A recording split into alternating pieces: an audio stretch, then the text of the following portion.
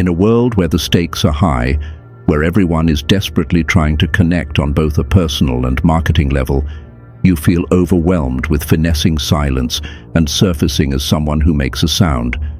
But what if, instead of stacking on more, it were all about subtly stripping away the tropes of the hours that don't serve your well-being?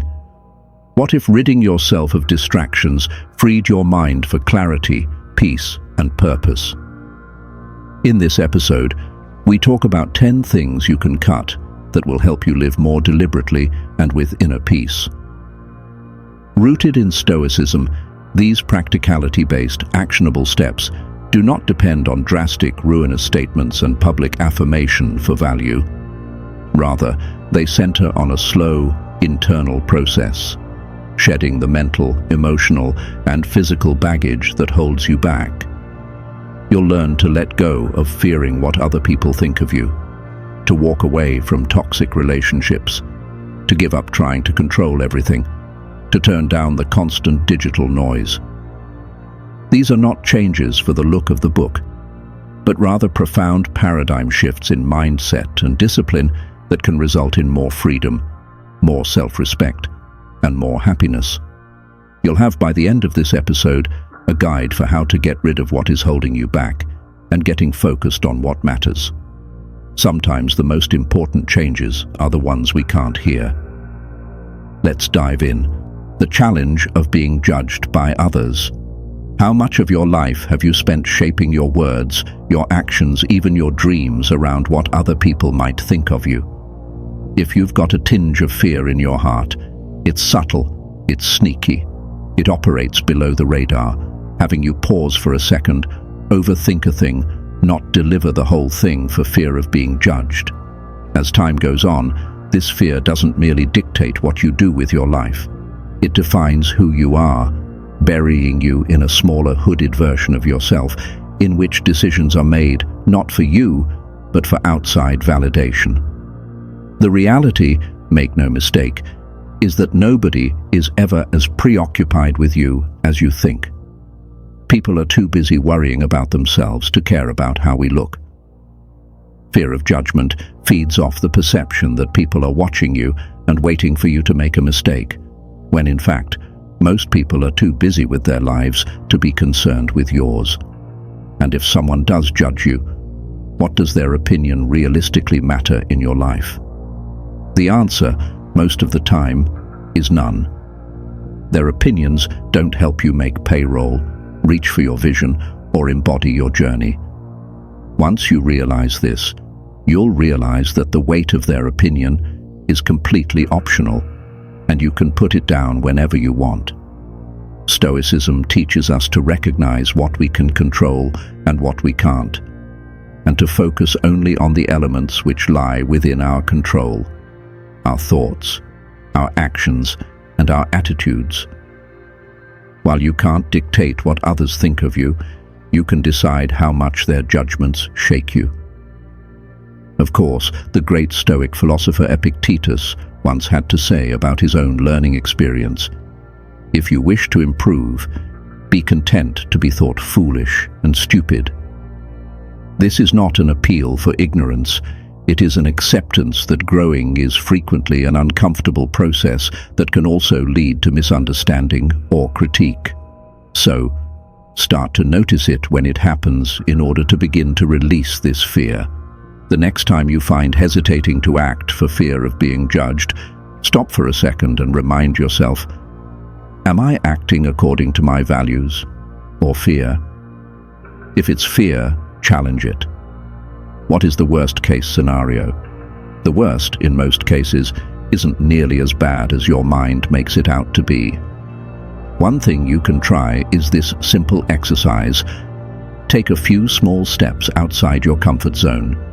Reduce a comment in a meeting, share a personal tidbit online, or experiment with a different form of dress. Every time you push through the fear and take action anyway, you are training your mind to put internal alignment over external validation. Surround yourself with people who won't hinder your growth. Environmental toxicity will only inflame your fear even more. And though it's the very thing that may make you blend in or fit in, Turn your eyes in the direction of the people around you who would rather love you for who you are than hate you for who you are not. The point isn't to avoid judgment altogether, but to develop the inner strength that it no longer has power over you. You achieve belonging not by compressing who you are to adapt, but when you show up in your entirety, when you show up as your Deiji, not as a version of yourself engineered to appeal to someone else. Would you like to look back on your life, at the end of it, and feel you lived for others' expectations, or would you like to say you lived according to your own self? This question cuts through the noise and reminds you of what is important. The judgments you're so afraid of now will soon be forgotten in the grand scheme of things. But the choices you make for you won't be. Facing your fears of what others think of you is not so much about pretending the world doesn't exist. It's about putting your own voice to the front and center in your life. When you start prioritizing your happiness over others' approval, you will quickly find the world quiets down. Your mind has cleared, and your path is your own. The end of healthy relationships. You've probably heard this saying, "You are the average of the 5 people you spend the most time with." But what about when some of those people deplete your energy, undermine your confidence, or make you question your worth? Toxic relationships can be sneaky. They're not always about dramatic conflicts or overt negativity. Sometimes they manifest as tight cause and effect, constant critique, or lopsided relationships where you're always the one giving and never getting. Toxic relationships slowly erode your well-being. They build emotional spaces that have you feeling anxious, unvalued, even imprisoned. All of this results in diminishing self-respect, a loss of motivation, and at times, physical stress. But many of us cling to these relationships out of guilt, fear of confrontation, or just because we're accustomed to them. Eliminating toxic relationships makes this sound dramatic. In fact, the best way to cut out these energy-sucking relationships is to do it quietly and with intention. No need for big pronouncements or explanations, just begin pulling away. Notice how you feel after interacting with a person. If you feel drained, anxious, or small when you leave, that relationship may be doing you more harm than good. A healthy relationship should make you feel energized, supported, and accepted, not emotionally drained. Stoicism instructs us that we must select our company wisely so that our inner peace remains, and we do not boil over. Epictetus: associate with people who are good for you, whose presence makes your best self come out. This doesn't mean you should abandon them at the first sign of trouble. It means standing your ground with those whose behavior repeatedly sows negativity or chaos in your life. Boundaries are essential. They are not about pushing people away, they're about protecting your peace. If, say, a friend always brings drama, you might limit the amount of time you spend with the friend, or change the subject whenever they bring up contentious topics. However, toxic relationships can sometimes be resolved through open communication. And if you've done that, and nothing has changed, it's okay to let go. Letting go doesn't mean you don't care. It means you care enough about yourself to keep your mental and emotional health together. To start, write out a list of the people who uplift you as well as the people who drain you in your life. Once you pinpoint the draining relationships, consider, can communication improve this relationship? Or is it time to distance yourself? Then do Evans justifications. Limit your connections or set limits that not harm your very well-being. When you cut out toxic relationships, it's not in your own voice, it's out of kindness to yourself. Cutting out draining connections frees up space for more peaceful and helpful relationships that promote calm and serenity. Kicking bad habits. We all have habits that don't seem harmful on the surface. scrolling social media late at night, leaving things to the last minute, reaching for comfort food when we're stressed. But over days and weeks, these minor actions can gradually spare your energy, dampen productivity, and interfere with your well-being. Destructive habits rob you of much more than time. They erode your self-control and block you from pursuing your best self. The first step to breaking those habits is becoming aware of them. Destructive habits, many of them, run on autopilot, and, over time, they become ingrained in your routine. The first step is to acknowledge them.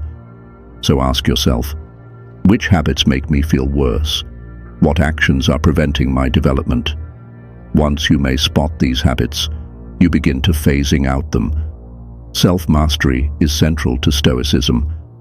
According to the Stoics, you could only be free when you controlled your desires and impulses as opposed to letting them control you. The great Seneca would say, "Most powerful is he who has himself in his own power." This is not a prescription for perfection, but guidance on mastering the behaviors that cause needless suffering.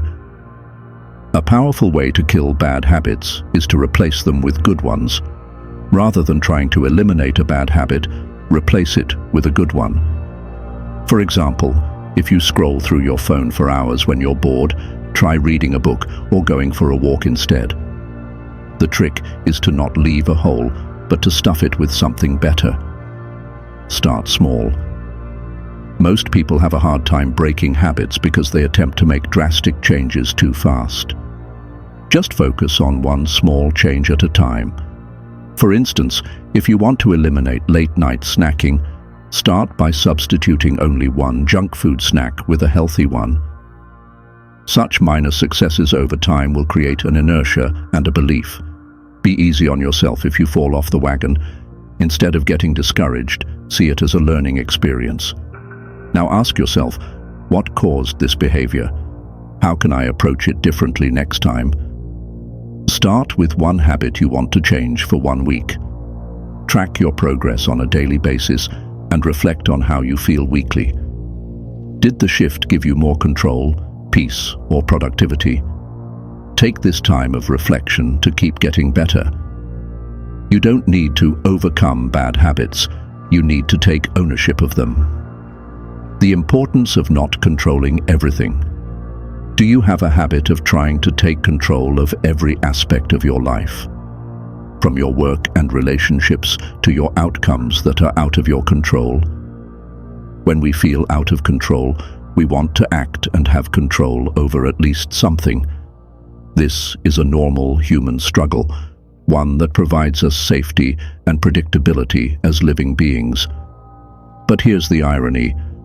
The more you attempt to control all, the more stressed and anxious you feel. Life is fundamentally unpredictable, and attempting to cling to the illusion of control will lead to frustration when things go awry. Releasing the need for control does not equate to passivity or indifference. It means the ability to let go of the uncontrollable, to focus on what you can control. Stoicism tells us that there are things that are up to us and things that are not. Epictetus put it this way: some things are up to us, and some things are not. The Stoics believed we should focus our energy on what we can control: our thoughts, our actions, our reactions, while accepting that so much remains outside our control. You're on your way to an important meeting, but you're stuck in traffic. You don't control the traffic, but you can control your response to it. You could get angry and stressed out, or you could accept it. Take a deep breath and use that time to think or listen to a podcast. The end result will be the same, yet your experience will change depending on where you put your energy. The first step in letting go of control is to realize that uncertainty is part of life. No level of concern or hyper-planning will make it go away. Embracing the idea of if something is not in your hands makes you to let go of unnecessary worry and makes room for peace. An important strategy to help with this is practicing detaching from the outcomes. Do the best you can with what you have. Let go of the need for a particular outcome. When you're working on something, doing the best work that you can do should be paramount, not whether people will love or hate it. Here's an exercise. The next time you feel stressed because things are not going according to plan, stop and ask yourself, is this something I can control? If you do, then do something about it. If it's a no, practice letting go by saying to yourself, I can't control this, but I can control how I respond. Over time, this practice will help you stay calm amid uncertainty. Letting go of unrealistic expectations. These unreasonable goals can become invisible killers, making you feel perpetually out of sync with life, or even with yourself, separating what you think life should be from how it really is. Expecting anyone to constantly fulfill your standards, assuming success is a short-term game, or believing life should work out without bumps in the road, all signal unrealistic expectations and lead to frustration, disappointment, and stress. We've all at some point fell into this trap. Perhaps you anticipated a friend to respond a specific way, and when they didn't, you became hurt. Or maybe you made a New Year's resolution that was too ambitious, and you felt like a failure when things didn't move as quickly as you would have liked. The problem with unrealistic expectations is not that we have goals, but that we hold on to certain outcomes and forget that nothing is guaranteed. In this sense, Stoicism teaches us how to confront life with realism and fluidity. Marcus Aurelius said, "You have power over your mind, not outside events." Understand this, and you will be powerful. In other words, while we cannot dictate how life plays out, we can dictate our response when life doesn't go as we expect. Releasing rigid expectations makes you available for life as it really is, not as you want it to be. Unrealistic expectations are usually born out of perfectionism. We expect ourselves to be perfect, to do everything and anything perfectly, without exception. But perfection is not possible. It's a moving target and makes us feel inadequate. Moving beyond perfectionism means that we need to focus on progress over perfection and give ourselves the grace to learn from our mistakes. Expectations can also be tied up with how we think of others.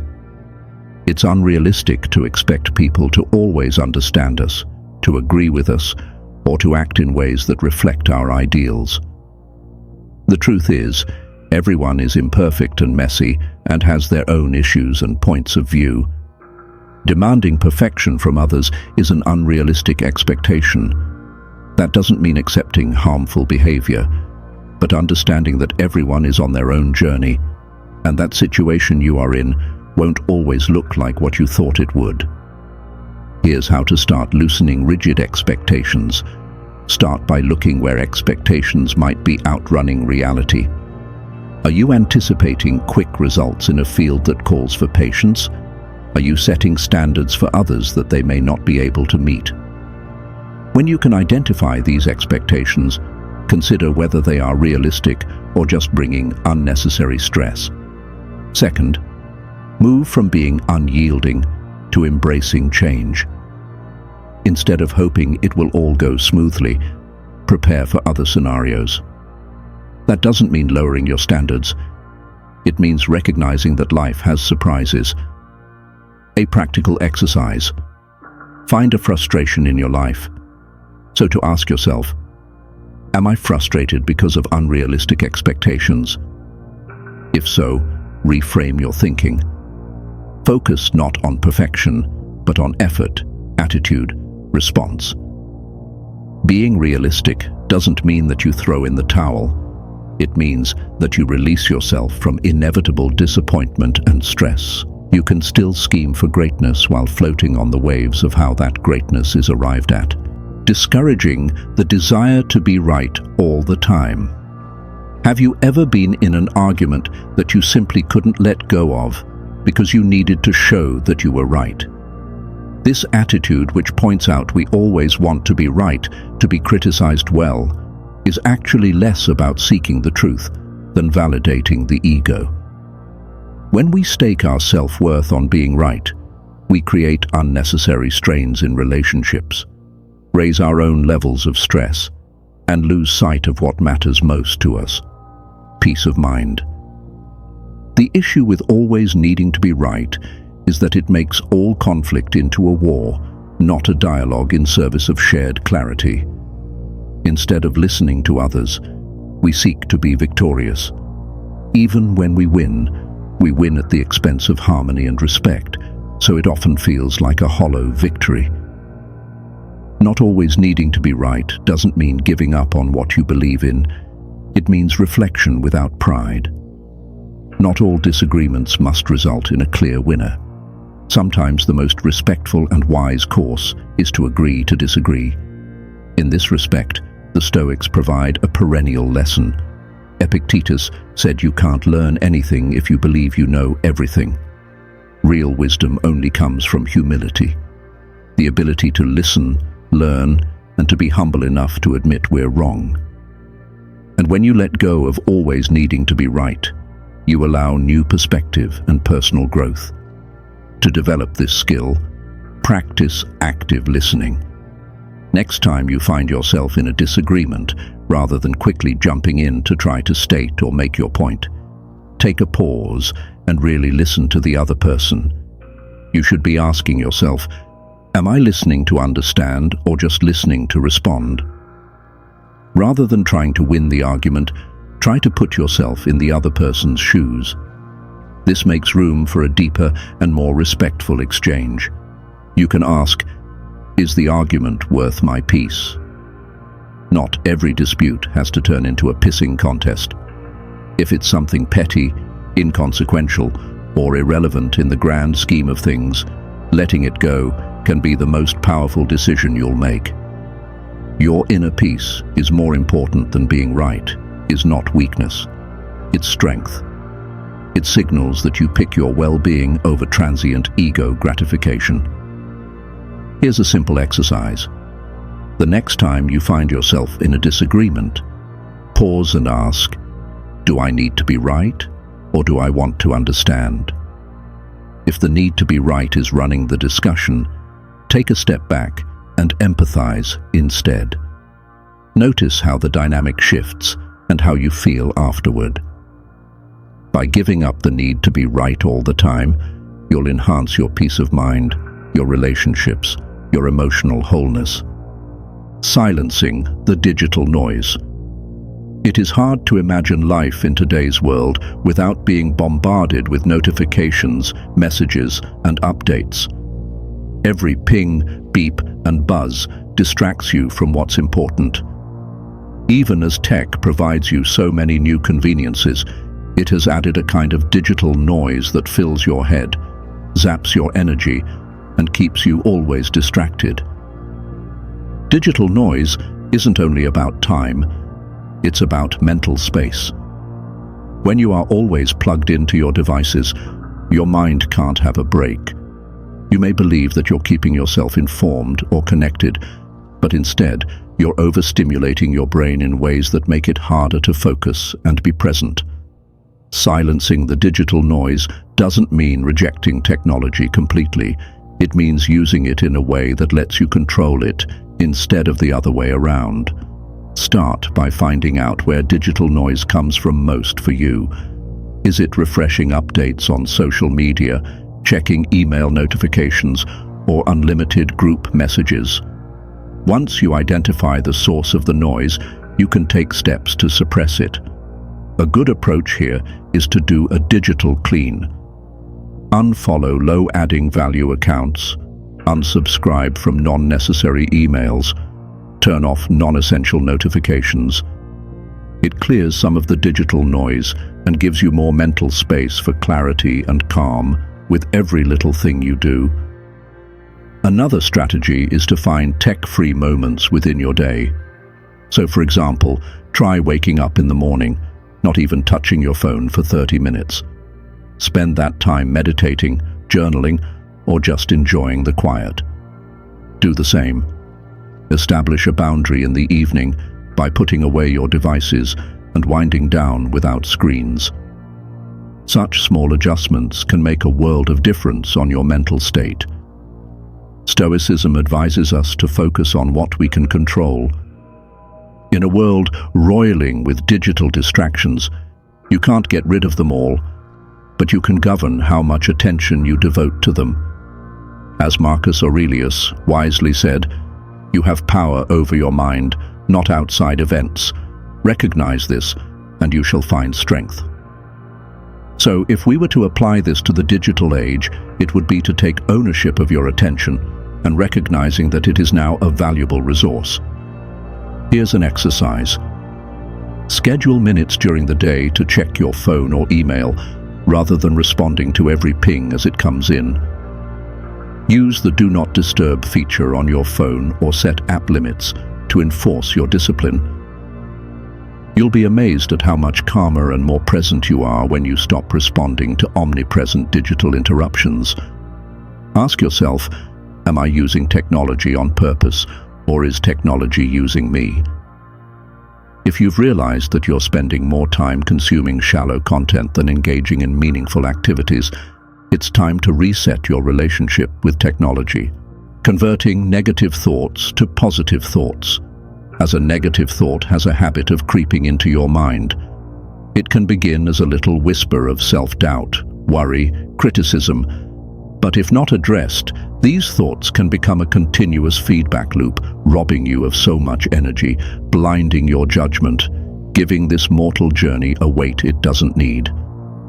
The number night you think dictates how you feel, and if you always are filling your thoughts with negativity, it shouldn't be an amazement that you feel worried, unmotivated, or overwhelmed. Stoicism shows us that while we can't always make external events go our way, we can decide how we react to those events.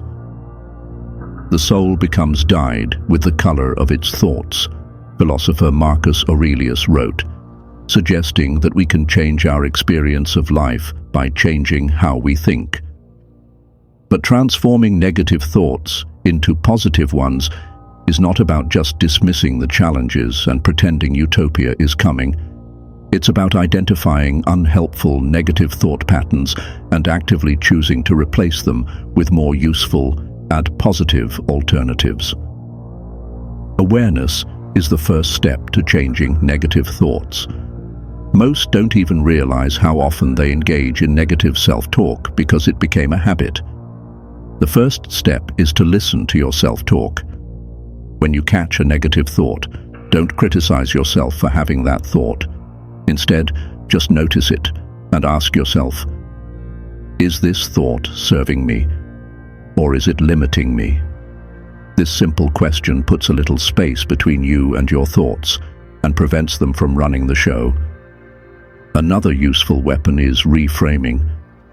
Reframing is adopting a more empowering perspective on a situation. If you find yourself thinking, I always screw up, switch that to, I made a mistake, but I can learn from this and do better. This shift doesn't deny the error, it just helps make it an opportunity for growth instead of self-flagellation. Thankfulness is also essential in changing your thinking. Negative thoughts tend to dwell on what is lacking or what is amiss. Gratitude encourages you to think about what is already going well. When the darkness closes in, take a moment and list 3 things you're grateful for. It can be something as simple as a roof over your head, a friend who has your back, or the chance to learn something new. Gratitude doesn't make all of those things go away, but it allows you to counterbalance your thinking and focus more on the positives. It's also about surrounding yourself with positive influences. Who you spend your time with and the information you consume can have a deep effect on your mindset. But if you are constantly surrounded by negativity, it is much more difficult to stay positive. Surround yourself with people, walks of life, content, etc., that make you feel lifted, wanting to grow. Here's a concrete exercise. The next time you're stuck in a cycle of negative thought, take some deep breaths and ask yourself, is this thought grounded in fact, or is it simply fear or assumption? If it's the latter, question it, and fill your head with a thought that's more realistic and useful. If, for instance, you are thinking to yourself, I'm never going to be successful, reframe that as, success takes time, and every step I take gets me closer to it. It's a question my mom would ask me growing up. Am I building myself up or tearing myself down? If it's the latter, vow to change that narrative. You can't necessarily control the first thought that pops up, but you can control if you ruminate on it or if you replace it with something better. As you start to turn negative beliefs into positive beliefs, you will start to actually rewire your mind and create a stronger, more positive mindset. Decluttering, physically and mentally. Have you ever realized that a cluttered environment gives your mind a cluttered feeling and overwhelm? Physical clutter, where you are, or mental baggage you carry, they all make noise in your life. They pull your energy down, scatter your focus, and make it more challenging to be calm and centered. Which is why clearing away both physical and mental clutter is critical for cultivating an environment where calm and clarity can flourish. First, let's tackle physical clutter. When your home or workspace is in disarray, your brain needs to take in all that visual information, whether you're consciously thinking about it or not. That constant sensory overload can raise stress and lower your ability to focus. The answer isn't simply cleaning up for image reasons, it's setting up an atmosphere that will benefit your well-being. The key is to take it one step at a time, decluttering one space at a time. Start with your desk or a drawer maybe.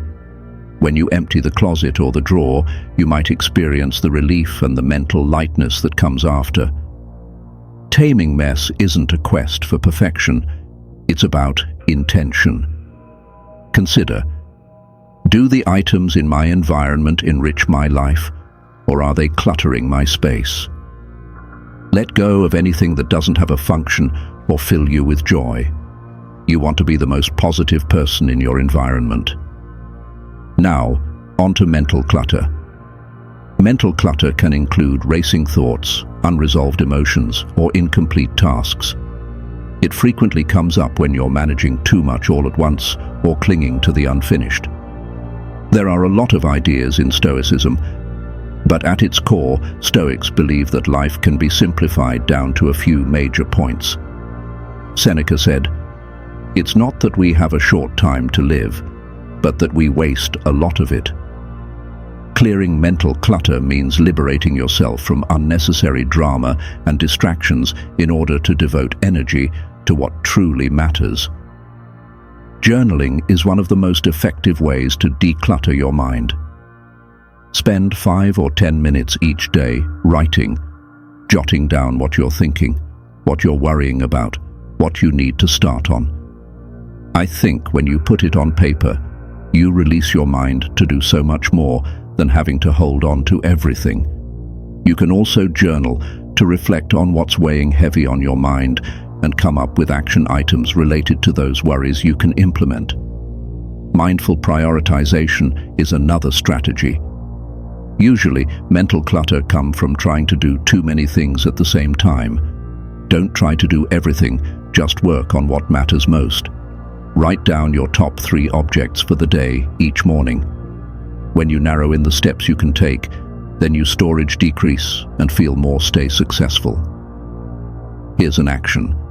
Choose one small space, a shelf, a section of your room, your workspace, at home, and declutter it today. As you create this physical space, pay attention to what that does for your mental space. Then, spend 5 minutes writing about anything on your mind, thoughts or worries that are clogging up your mind. Clearing both physical and mental debris creates an environment of calm and control. Consider, What am I clinging to physically, emotionally, mentally that doesn't serve me anymore? If so, begin to release it. Clearing clutter doesn't equal getting rid of everything. It just means making room for the things that matter. When you let go of the excessive, you make space for clarity, focus, and serenity. Life becomes less complicated, less weighed down, and more purposeful. And in that simplification, you will find more freedom and more peace of mind. Breaking free from the trap of unnecessary comparisons. It's so easy to get caught in the comparison game in a world where social media shows everyone's edited highlights. You see a friend's promotion, vacation, or new relationship, and just like that, your life feels less exciting, less accomplished, less worthy. But the reality is, comparing yourself to others steals away your joy and self-worth, and breaking free from it is essential to living in a happy and meaningful way. This comparison dilemma is more common than you think, and the silly thing is that when we do comparisons like that, they're mostly based on hypothesis, fake news. You are judging your whole reality, your mess, your insecurities, your boring moments, against someone else's selected gloss. That warped view of reality creates comparisons that are impossible to make and victories you'll never enjoy. The Stoics had a much more severe view of comparison. They believed, on the other hand, in comparing yourself not to anyone else, but only to yourself a month ago. Seneca also advised, as long as you live, keep learning how to live. The only comparison that really matters is how far you've come in your journey. In order to release yourself from comparisons that aren't needed, turn your focus inward. What are my values, and am I living according to them? By zeroing in on what is truly valuable to you, you cease chasing external indicators of success and begin tracking progress on your own terms, measuring your progress in the size of your growth and the depth of your fulfillment. Another useful practice is gratitude. If you're stuck in the comparative trap, your thoughts dwell on what you don't have in your own life. Gratitude. Move that focus onto what you've already had. Every day, think of 3 things you're grateful for. These don't have to be big things, and the simple blessings, a good meal, a kind friend, can be enough to remind you of all that you already have in your life. Reduce your exposure to comparison triggers. If social media brings out your feelings of inadequacy, stop following people who make you feel inadequate. Spend more time doing what makes you happy and fulfilled as a person. Media are what you consume. Maintaining peace of mind curates a positive environment. Here's something you can do. The next time you find yourself comparing your life with someone else's, stop and ask yourself, what's one thing I've achieved recently that I'm proud of? This simple change reframes your focus on your own growth, bolstering your sense of self-esteem. When you focus inward, you stop comparing your life to others and start following your own path. Everyone has their own journey, and what works for others may not work for you, and that's valid. Your path should be honored. Your journey is yours. It's a distraction, taking you away from being proud of where you are compared to who you were, just bringing unnecessary stress into your life. And by releasing the need to compare yourself to others, you allow yourself to move forward in a way that cares only about your own growth, happiness, and fulfillment. In this way, you'll discover a deeper peace, purpose, and joy in your own successes without needing validation from anyone else. This creates progress over perfection because once you let go of this comparison trap, you can walk in your power and own your journey with confidence, quietly letting go. In a society that never ceases to demand more success, more praise, more relationships, it's easy to become overwhelmed. Yet often, the secret to living more meaningfully isn't about adding, It's about subtracting what no longer serves us. You silently get rid of fear, toxic relationships, bad habits, expectations, and outdated beliefs to clear space for more freedom, peace, and empowerment. This embrace of change doesn't need to be loud or sensational. It is in those still moments where the greatest transformations happen, when we make the conscious choice to release what no longer serves us. Every single one of these acts of letting go is a laser light on the path to your life in alignment with your deepest values, and ultimately, a life which holds clarity, serenity, and fullness for you. The Stoic philosophy teaches that the real power is not in changing the world that surrounds us, but in how we decide to react to it. You have no control over what other people think, over how life unfolds, over what happens in the world at large, but you can control your thoughts, your behaviors, and your attitudes. That is the freedom to be found. You create space to enjoy the stuff that matters in life by removing the things that simply get in the way, in the form of toxic people, bad habits, and caring about what others think. And within that space, you can discover the clarity and peace needed to seek a more fulfilling and authentic life. It doesn't have to be loud. Transformation. It can be highly incremental, slipping away in the quiet of your choices as you decide to recede and make room for important things. What is something you can start to fairly quietly start eliminating today? It may be a habit, a limiting belief, or a toxic relationship. Get started, take a baby step, and start building the life that is rightfully yours. One step and then another, you will be moved closer to intention, peace, and authentic living.